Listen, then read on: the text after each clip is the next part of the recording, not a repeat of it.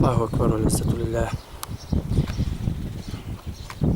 هذه البيوت التي كانت تحتلها قوات النظام الأسدي وعصابات الطاغية بالقرب من الحاجز المتمركز جنوب بدلة كفر شمس.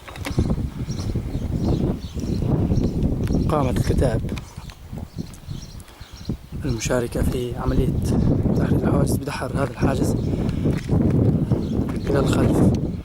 الكتائب المشاركة كتيبة شهداء الصنمين، كتيبة مجاهدي حوراء التابعتين للواء حمزة أسد الله بالاشتراك مع كتيبة أحفاد حمزة وكتيبة شهداء الجيدور. الله أكبر والعزة لله.